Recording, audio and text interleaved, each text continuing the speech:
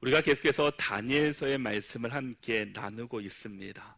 다니엘서는 이 바벨론과 같은 이 세상 속에서 우리 참된 그리스도인들이 과연 어떤 모습으로 또 어떠하게 신앙생활을 해야 되는지에 대해서 우리에게 선명하게 또 자세하게 말씀해 주고 있습니다. 여러분들은 우리의 인생이 어떤 인생이었으면 좋겠습니까? 저는 한번 생각해 봤을 때 우리 인생이 꼭 수학 공식과 같았으면 어떨까라는 생각을 하였습니다. 왜냐하면 우리의 인생이 너무나 복잡하기 때문입니다. 수학 문제를 풀 때 그 공식에 그 숫자를 대입하면 답이 나오는 것처럼 우리 인생의 모든 문제가 그런 공식만을 대입해서 문제가 해결된다면 얼마나 좋을까라는 생각을 해보게 됩니다. 그런데 어떻습니까? 우리의 인생에서 내가 해결할 수 없는 문제들이 얼마나 많이 있습니까? 오늘 본문의 말씀의 제목처럼 해결할 수 없는 문제 앞에서 과연 우리는 어떤 반응으로 어떤 모습으로 우리가 나가야 하느냐라는 겁니다. 과연 우리는 인생을 살아가면서 우리가 해결할 수 없는 얼마나 많은 문제들이 우리 앞에 놓여 있습니까? 그 문제를 대하는 우리 그리스도인들의 자세, 우리의 모습이 어떠해야 되는지를 오늘 본문 가운데서 다니엘을 통해서 우리에게 말씀해 주고 있습니다. 우리가 살아가면서 우리 안에 풀리지 못하는 일들을 만났을 때 우리가 먼저 가져야 될 마음 자세는 그것을 인정하는 겁니다. 대부분이 내가 해결할 수 없는 문제를 만들면 우리가 회피하게 됩니다. 왜 그것을 보지 않으려고 하고 그것에 집중하지 않고 다른 것을 붙잡으려고 합니다. 근데 우리 그리스도인들은 이런 문제를 만났을 때 우리가 먼저 그것을 인정하는 자세가 필요합니다. 그러면서 그 문제는 내가 해결할 수 없는 것이다. 내가 그것을 해결할 수 없다라고 인정할 때 그 문제가 해결되기 시작한다라는 겁니다. 누구를 통해서 문제가 해결됩니까? 바로 하나님을 통해서 그 문제가 해결되게 됩니다. 지금 세계 최강국은 바벨론이라는 나라입니다. 그리고 이 바벨론의 왕은 느부갓네살입니다. 세계를 다스리고 있으니 부족할 것이 전혀 없는 사람들입니다. 왕의 말 한마디면 산 사람이 죽을 수도 있고 죽은 사람이 다시 살아날 수도 있습니다. 막강한 권력을 잡은 사람이 바벨론의 왕, 이 느부갓네살 왕이었습니다. 그런데 그에게 문제가 생기게 됩니다. 1절 말씀을 보시면 느부갓네살이 다스린 지 2년이 되는 해에 이 느부갓네살이 꿈을 꾸고 그로 말미암아 마음이 번민하여 잠을 이루지 못한지라 라고 말씀합니다. 지금 이 바벨론의 왕 느부갓네살이 꿈을 꿨습니다. 근데 그 꿈이 무엇인지는 모르지만 그가 그 꿈으로 인해서 번민하며 다시금 잠에 들 수가 없었다라는 겁니다. 왕이 얼마나 답답한 일이겠습니까?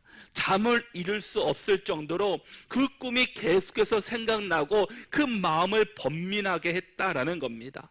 그 꿈은 우리가 꾸는 일반적인 꿈은 아닐 것이었을 겁니다. 그 꿈이 무엇인지에 대해서는 오늘 보면 31절의 이하의 말씀에서 그 꿈에 대해서 자세하게 이야기하고 있습니다. 그 꿈에 거대한 한 신상을 보게 됩니다. 그런데 그 거대한 신상이 갑자기 날려들어든 이 돌에 의해서 이 타작마당의 곁처럼 흔적 없이 사라지고 말았습니다. 이것이 왕이 꾼 꿈이었습니다. 하지만 그는 직감적으로 이것이 자신과 자신의 나라에 대한 그 예언임을 그는 느끼게 됩니다. 그러니까 그런 느낌은 드는데 확실하게 어떠한 해석이고 어떤 것을 말씀하고 있는지는 그가 알지 못하기 때문에 계속해서 번민하는 겁니다. 그리고 마음 가운데 두려움이 생기게 됩니다. 분명히 나와 이 나라에 어떤 문제가 일어날 것 같은데 그것이 뭔지 그 고민하고 생각해봤지만 전혀 생각이 나지 않는 겁니다. 여러분도 가끔 잠을 자고 일어날 때 꿈을 꾸는 경우가 있습니다. 그런데 늘 좋은 꿈만을 꾸는 것은 아닙니다. 갑자기 꿈을 꿨는데 심상치 않은 꿈을 꿨을 때 많은 사람들이 그 다음날 그 꿈을 염려하며 살아가게 됩니다. 또 어떤 사람은 꿈을 꾸고 그 어떤 사람이 자신의 꿈에 나타났다고 전화하게 됩니다. 전화해서 잘 지내냐고, 어젯밤에 너가 내 꿈에 나타나서 그냥 염려돼서 전화했다라는 그런 사람도 있습니다. 지금 당시 가장 최강대국 이 바벨론의 왕이라고 했던 이 바벨론이라는 사람이, 이 느부갓네살이라는 사람이 꿈을 꿨는데 그 꿈으로 인해서 그가 번민하고 있습니다. 이 꿈이 자신에게 아주 중요한 메시지라는 것을 그가 알고는 있습니다. 그래서 그는 그 꿈을 해석할 사람들을 모으게 됩니다. 2절 말씀을 보니까 그런 사람들이 누구냐 봤더니 이 박수, 술개, 점쟁이, 갈대아 술사들이었습니다. 그들을 그 왕 앞으로 다 불렀습니다. 이들이 어떤 사람인가 하면은 이 바벨론에서 그래도 지혜가 많다라고 하는 사람들입니다. 그래서 왕이 국정을 운영할 때, 또한 의논을 할 때 그 사람들을 불러서 이런 일들이 있는데 어떻게 하면 좋겠니라고 물어보는, 조언을 구하는 사람들입니다. 이 바벨론 나라에 그래도 지혜가 있다는 사람들이 이제 다 모으게 됩니다. 그런데 이 왕의 명령이 좀 이상합니다. 자신의 꿈을 해석하기 위해서 이 왕이 꾼 꿈이 무엇인지를 그 지혜자들에게 이야기해 주어야지 이 지혜자들도 그 얘기를 듣고 이런 꿈입니다, 이런 내용입니다 라고 이야기해 줄 텐데, 왕이 지금 그들에게 요구한 사항은 다른 것이 아니라 내가 꾼 꿈이 무엇인지를 맞춰보고 그리고 그 꿈이 무슨 꿈인지 해석해보라 라고 그들에게 말하고 있습니다. 얼마나 황당한 요구입니까? 여러분, 우리가 얼마나 그 어려운 질문이 우리에게, 어려운 질문은 무엇입니까? 어떤 문제를 풀라거나 이 문장을 해석하라거나 어떤 것을 알아봐 달라고 계획을 세우라고 한다면 시간이 지난다 할지라도 그 문제를 해결할 수 있습니다. 그런데 정말 어려운 문제는 내 앞에 있는 사람이 내가 지금 어떤 생각을 하고 있는지, 내가 어떤 마음을 갖고 있는지 맞춰보라라고 이야기한다면 맞출 수 있는 사람이 얼마나 있겠습니까? 다른 사람의 마음을 읽고 다른 사람의 생각을 읽는다는 것은 같은 사람의 입장에서는 할 수 없는 일입니다. 지금 이 왕이 요구한 것은 내가 꾼 꿈이 무엇이고 그 꿈이 왜 그런지에 대해서 해석하라는 겁니다. 그래서 그들이 왕에게 요청하게 됩니다. 4절 말씀을 보니까 갈대아 술사들이 아람말로 왕에게 말하되 왕이여 만수무강하옵소서, 왕께서 그 꿈을 종들에게 이르시면 우리가 해석하여 드리겠나이다 하는지라 라고 말씀합니다. 이 갈대아 술사들이 이 왕에게 요구하기를 왕께서 그 꿈을 종들에게 이르시면 알려달라라는 겁니다. 왕이 어떤 꿈을 꾸셨는지 나에게 알려주시면 우리가 해석해 드리겠습니다 라고 요청하게 됩니다. 그런데 왕은 이 자신이 꾼 꿈을 그들에게 이야기해 주는 것이 아니라 어떻게 합니까? 너희가 내가 꾼 꿈을 해석하지 못하면 너희 몸을 쪼개버린다라는 겁니다. 그러니까 죽여버리겠다라는 겁니다. 얼마나 무서운 이야기입니까? 그 대신 반대로 그 꿈을 해석하면 엄청난 상을 줄 것이고 엄청난 영광을 너희에게 주게 될 것이다 라고 이야기합니다. 지금 지혜자들은 해결할 방법조차 찾지 못하는 힘든 어려운 일을 지금 만났습니다. 여러분, 이런 일들이 지혜자들에게만 있는 일입니까? 얼마든지 우리에게도 일어날 수 있는 일들입니다. 우리가 이 세상을 살아갈 때 우리의 힘으로 해결할 수 없는 일들이 얼마나 많이 있습니까? 그럴 때마다 여러분들은 어떻게 그 문제에 대해서 반응하고 계십니까? 여러분, 느부갓네살 왕이 얼마나 대단한 왕이었습니까? 북이스라엘을 멸망시킨 아수르, 또 옆에 있던 강대국 애굽, 당시 힘센 여러 나라들을 전쟁을 통해서 이기고 그 평정한 사람입니다. 사람들이 이 느부갓네살 왕의 말이면 벌벌 떨게 됩니다. 그런데 지금 힘센 왕이 꿈 때문에 두려워하며 번민하며 잠을 이루지 못하는 상황 가운데 있습니다. 인간이 얼마나 연약한 존재입니까? 내가 권력이 있고 힘이 있고 남들이 보기에 존경받을 만한 삶이라 할지라도 이 꿈 하나에 번민하고 있는 연약한 모습이 바로 우리 인간의 모습이다라는 겁니다. 지금 내가 꿈이 무엇인지 몰라 번민하고 있습니다. 그리고 지혜자들은 어떻습니까? 왕이 무슨 꿈을 꾸었는지 말씀해 주시면 그것을 해석해 줄 수 있는데 전혀 왕이 무슨 꿈을 꿨는지 알지 못하기 때문에 이 지혜자들도 두려워하며 번민하고 있습니다. 그래도 자신들이 이 바벨론 땅에서는 가장 지혜가 많고 많은 사람들에게 조언할 수 있는 그런 지식층의 사람들이지만 지금 왕의 꿈이 무엇인지를 모른 채 지금 두려워하고 있습니다. 여러분, 우리의 인생은 명예가 우리의 인생을 지켜주는 것도 아니고 지식이 우리의 인생을 지켜주는 것도 아니다라는 겁니다. 아무리 내게 눈앞에 뛰어나고 모든 것을 갖춰있다 할지라도 그의 인생을 좌지우지하는 것은 그것이 아니라 바로 하나님이시다라는 겁니다. 바로 우리의 인생을 인도하시는 분은 바로 하나님이십니다. 지금 그들에게 닥친 문제들은 왕이나 지혜자들이나 누구도 풀 수 없는 문제입니다. 지혜자들이 얼마나 답답했는지 11절에서 이렇게 왕에게 이야기합니다. 왕께서 물으신 것은 어려운 일이라. 이것은 본인들에게도 어렵다라는 겁니다. 해결할 수 없다라는 겁니다. 육체와 함께 살지 아니하는 신들 외에는 왕 앞에 그것을 보일 자가 없나이다 한지라라고 말씀합니다. 여러분, 그들도 지금 인정합니다. 누구를 인정합니까? 우상, 눈에 보이는 우상이 아니라 육체와 함께 살지 아니하는 그 신밖에 이 문제를 풀 수 없다라는 겁니다. 이 세상에 아무리 지혜가 있다고 하는 사람들, 지식이 풍부하다고 하는 사람들, 한마디로 똑똑하다고 하는 사람들도 이것을 해결할 수가 없고 우리가 눈앞에 보이는 그 우상도 그 문제를 해결할 수가 없다라는 겁니다. 여러분, 우리가 살아가는 이 세상 속에는 정말 우리의 힘으로 해결할 수 없는 문제들이 얼마나 많습니까? 우리는 그것을 먼저 인정해야 합니다. 내가 해결할 수 있다라고 자부하는 것이 아니라 나 스스로 그것을 해결할 수 없다라는 것을 인정해야 된다라는 겁니다.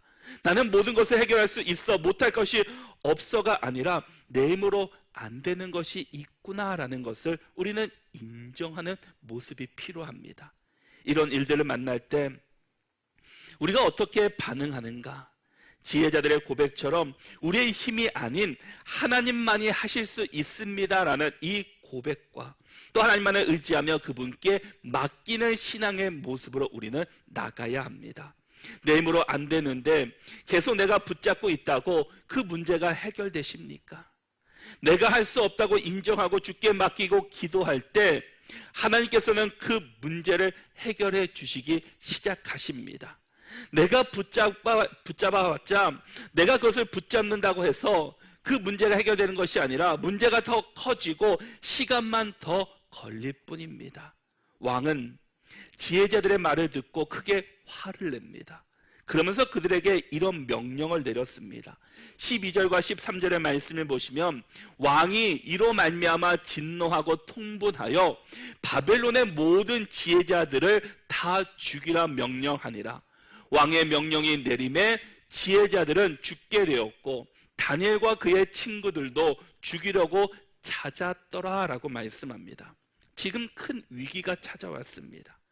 지혜자들 뿐만 아니라 이 다니엘과 그의 친구들도 죽게 되었습니다. 왜냐하면 이 느부갓네살은 그래도 지혜 있는 사람, 지식이 있는 사람들을 믿고 있었기 때문입니다. 자신의 그 어려운 일들, 자신에게 필요한 그 국정의 문제들을 함께 나눴을 때 그 문제들이 해결됐지만 지금 그 꿈이 해결되지 않자 내 주변에 있는 이 지혜자들이 필요 없다라는 겁니다. 이 다니엘과 그의 친구들도 지금 포로로 끌려와서 그들이 받고 있는 교육이 이 지혜를 쌓아가며 또 나라를 위해서 또 많은 높은 일들을 할 수 있도록 그들에게 가르치는 또 교육을 받고 있는 사람들입니다. 그런데 이 꿈이 해결되지 않자 그들도 다 필요 없다라는 겁니다. 그러니까 다 죽여버리라라는 겁니다. 이 어린 다니엘, 이 소년 다니엘, 그가 왕에게 무슨 말을 할 수 있겠습니까? 어떻게 저항할 수 있겠습니까? 이제 그들은 다 죽게 되었습니다. 왕의 명령에 대항할 수 있는 아무런 힘조차도 없습니다. 그런데 다니엘은 지금 누구를 찾아갑니까? 왕의 근위대장이었던 이 아리옥이라는 사람을 찾아갑니다. 여러분, 다니엘이 바빌론의 포로로 와서 이 왕의 음식과 이 포도주를 먹지 않도록 부탁할 때도 이 다니엘이 뜻을 정하고 이 환관장을 찾아갔습니다. 그때 하나님께서는 다니엘로 하여금 이 환관장에게 은혜와 국류를 얻게 하셨습니다. 바로 하나님께서는 사람을 통해서 일하고 계십니다. 하나님의 뜻을 정하니까 다니엘에게 사람을 붙여주셨습니다.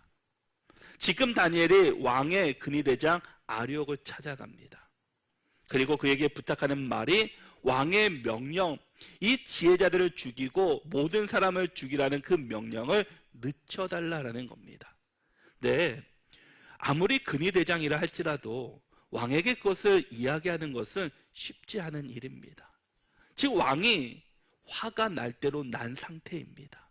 그러니 그 밑에 있는 사람이 가서 말 한마디 잘못했다가는 그 자리에서 쫓겨날 뿐 아니라 그도 죽임을 당할 수 있는 상황입니다.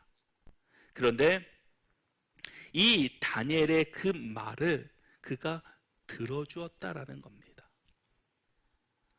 나에게 시간만 좀 더 주시면 내가 왕의 꿈을 해석해 드리겠습니다라고 이야기합니다. 사실 다니엘이 그런 말을 할 수 있는 처지는 아닙니다. 그냥 바벨론의 문화와 교육을 받는 교육생입니다. 지혜가 충만한 그런 그 모습도 보인 적이 없습니다. 바벨론에 적응하며 자신의 자리를 지키기도 쉽지 않은데 지금 아리옥에게 시간만 더 주시면 왕이 꾼 꿈을 제가 해석해 드리겠습니다 라고 이야기를 합니다. 여러분, 다니엘에 어디서 용기가 나서 이런 말을 했겠습니까? 다니엘에게는 모든 문제는 하나님의 손에 있다라는 것을 그가 알았고 고백하고 있기 때문입니다. 이스라엘에서 함께 하신 하나님께서 지금 바벨론에서도 나와 함께하고 계신다는 것은 그는 이미 알고 있었기 때문입니다. 그러기에 이번에도 이 다니엘은 자신의 지혜를 믿는 것이 아니라 하나님의 지혜를 믿었다라는 겁니다. 하나님께서 나를 이곳 가운데서 지켜주시고 보호해 주신다는 그 사실을 믿음으로 고백하며 그는 나가게 됩니다. 그리고 다니엘은 자신의 집으로 돌아와서 그의 친구들에게 어떤 일들을 이야기하고 있었던 일들을 자세하게 이야기한 다음에 다니엘은 어디로 갑니까? 기도의 자리로 나갔습니다. 아리옥에게 시간을 요청한 것은 기도하기 위함이었습니다. 하나님의 뜻을 묻기 위함이었습니다. 18절의 말씀을 함께 읽어보도록 하겠습니다. 우리 18절의 말씀을 함께 읽어보겠습니다. 하늘에 계신 하나님이 이 은밀한 일에 대하여 불쌍히 여기사 다니엘과 친구들이 바벨론의 다른 지혜자들과 함께 죽임을 당하지 않게 하시기를 그들로 하여금 구하게 하니라. 아멘. 지금 위기에 처한 다니엘은 기도합니다. 그들은 함께 하늘의 하나님께 기도하기 시작합니다. 마태복음 6장을 보면은 예수님께서 가르쳐 주신 기도, 그 기도인 주기도문이 나옵니다. 그 주기도문의 처음 시작을 보면은 마태복음 6장 9절에 보면 이렇게 말씀합니다. 그러므로 너희는 이렇게 기도하라. 하늘에 계신 우리 아버지여, 이름이 거룩히 여김을 받으시오며. 너희들이 기도할 때 어떻게 기도하냐? 먼저 하늘에 계신 우리 아버지께 기도하라라는 겁니다. 다니엘이 어떻게 기도했습니까? 그는 하늘에 계신 하나님이 이 은밀한 일에 대하여 불쌍히 여기사라고 기도하고 있습니다. 예수님께서 가르쳐 주신 기도할 때 너희는 이렇게 기도하라. 하늘에 계신 우리 아버지께 기도하라라는 겁니다. 지금 다니엘의 기도를 보면은 하늘에 계신 아버지께 기도하고 있습니다. 지금 다니엘은 다른 지혜자를 찾거나 권력자를 찾는 것이 아니라 하늘에 계신 하나님께 함께 기도하고 있습니다. 여러분, 왜 기도하십니까? 왜 우리가 기도해야 합니까? 기도는 하나님께 답이 있다는 것을 인정하고 내 생각과 내 뜻이 아닌 하나님의 답을 듣는 시간입니다. 모든 답이 하나님께 있음을 인정하고 그분의 답을 알고자 하는 시간이 바로 기도 시간이다라는 겁니다. 하나님의 뜻을 깨닫는 시간이다라는 겁니다. 이것이 진짜 기도의 모습입니다. 그런데 대부분 우리의 기도가 어떻습니까? 우리의 요구상으로 끝날 때가 너무나 많이 있습니다. 여러분, 우리가 고난을 만난다면 하나님께서 우리에게 기도하라고 명령하시는 겁니다. 내가 기도하지 않으니까 하나님께서는 때로 고난을 통해서 우리를 기도의 자리로 강제로 이끄시는 경우들도 있습니다. 우리가 고난을 통해서라도 주 앞에 나오기를 원하시는 것이 하나님의 뜻입니다. 하나님의 뜻을 깨닫기를 원하고 계시다라는 겁니다. 삶의 위기 상황은 어느 누구나 피하고 싶어 합니다. 그러나 재난과 위기 상황은 우리에게 많은 것을 일깨워 주게 됩니다. 우리가 우리의 삶과 운명을 지배하고 있었다는 이 착각, 이 잘못된 생각들로부터 하나님께서는 그것을 잘못되었음을 일깨워 주고 계십니다. 위기는 우리의 삶의 우선순위, 중요한 것과 하찮은 것의 순위가 뒤바뀌고 있구나라는 것을 우리에게 깨닫게 해준다라는 겁니다. 우리의 우선순위, 우리의 중심이 어디에 있어야 하는지, 내가 과연 무엇을 바라보고 무엇을 의지하고 살아가야 되는지, 내가 지금 잘못된 길에서 하나님께서 우리를 잡아서 올바른 길로 이끄시는 그곳이 바로 고난의 자리입니다. 우리가 우리 앞에 있는 고난이 내게 고난이 주어졌다고 우리가 원망하고 불평하는 자가 아니라 거기서 우리는 하나님의 뜻을 발견하고 더 하나님께 기도하고 하나님을 붙잡는 자로 우리는 살아가야 합니다. 그래서 다니엘도 18절의 말씀을 다시 보시면 하늘에 계신 하나님께 기도하는데 자신을 불쌍히 여겨달라라는 겁니다. 왜 불쌍히 여겨달라고 기도합니까? 나는 아무런 힘이 없다라는 겁니다. 내가 내 스스로 아무것도 할 수 없사오니 하나님께서 해달라라는 겁니다. 여러분, 내가 할 수 있는 힘이면 내가 하는 것은 하나님께서는 도와주지 않으십니다. 그러나 내가 할 수 없다라고 고백하고 내가 그 일을 위해서 전진해 나갈 때 하나님께서 우리에게 도와주시고 그 일을 잘할 수 있도록 인도해 주십니다. 5만 번의 기도 응답을 받았던 이 조지 뮬러라는 사람은 자신이 도움을 구하기 위해 하나님께 기도할 때 꼭 하는 기도가 있었다라고 합니다. 도움을 구하기 위해서 자신의 약점을 하나님께 거듭해서 하나님께 내려놓았습니다. 하나님, 저는 연약합니다. 하나님, 저를 불쌍히 여겨 주십시오라고 그는 끊임없이 기도했습니다. 사도행전 12장에서 보면은 그 베드로가 감옥에 갇히게 된 위기를 당하게 됩니다. 하지만 이 베드로가 그 위기를 어떻게 극복했습니까? 사도행전 12장 5절의 말씀을 보시면 이에 베드로는 옥에 갇혔고 교회는 그를 위하여 간절히 하나님께 기도하더라라고 말씀합니다. 온 교회가 함께 그를 위해서 기도했습니다. 함께 중보했습니다. 그랬더니 하나님께서는 그들을 다시금 옥에서 내보내 주셨습니다. 이 위기 가운데서 하나님께서 구원해 주셨습니다. 위기는 기도할 수 있는 기회입니다. 위기는 하나님 앞으로 불러주시는 초청의 자리입니다. 여러분, 지금 위기와 이 재앙을 겪고 있다면, 고난 가운데 있다면 지금 하나님께서 여러분을 부르시고 있다라는 그 음성으로 들을 수 있기를 바랍니다. 다니엘은 기도한 후에 이 아력을 찾아가서 이 왕 앞에 나갈 수 있도록 이야기할 수 있도록 요청하게 됩니다. 이 아력이 다리오를 데리고 왕 앞으로 나가게 됩니다. 이 소년 다니엘이 왕 앞에 가는 것이 얼마나 두려운 일입니까? 그렇지만 그는 담대하게 믿음으로 그곳에 나가게 됩니다. 그리고 왕 앞에 놀라운 고백을 하게 됩니다. 27절과 28절의 말씀을 우리 같이 한번 읽어보도록 하겠습니다. 우리 27절과 28절 말씀 함께 읽겠습니다. 다니엘이 왕 앞에 대답하여 이르되 왕이 물으신 바 은밀한 것은 지혜자나 술객이나 박수나 점쟁이가 능히 왕께 보일 수 없으되 오직 은밀한 것을 나타내실 이는 하늘에 계신 하나님이시라. 그가 느부갓네살 왕에게 후일에 될 일을 알게 하셨나이다. 왕의 꿈 곧 왕이 침상에서 머릿속으로 받은 환상은 이러하니라. 아멘. 다른 왕 앞에 나가서 왕 꿈을 꾸신 것이 이런 것들입니다 라고 먼저 이야기하지 않습니다.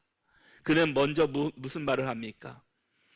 왕이 물으신 바 은밀한 것은 지혜자나 술객이나 박수나 점쟁이나 능히 왕께 보일 수 없습니다. 세상에 지혜 있는 것들, 세상의 명예 권력이 당신을 도와줄 수 없다라는 겁니다. 당신을 지켜줄 수 없다라는 겁니다. 그렇다면 누가 지켜주십니까? 28절에 보니까 오직 은밀한 것을 나타내실 이는 하늘에 계신 하나님이시다라는 겁니다. 당신을 지켜주시고 당신의 문제를 해결할 수 있는 분은 하나님이시다라는 겁니다. 여러분, 다니엘이 지금 어디에 있습니까? 이스라엘 땅에 있습니까? 아닙니다. 바벨론에 있습니다. 이방 나라입니다. 지금 바벨론 왕은 자신이 이렇게 올 수 있었던 것은 자신들이 믿는 신이, 자신들의 우상이 우리를 지켜주셨기 때문에 이곳까지 왔다라고 그들은 알고 있습니다. 그렇게 믿고 있습니다.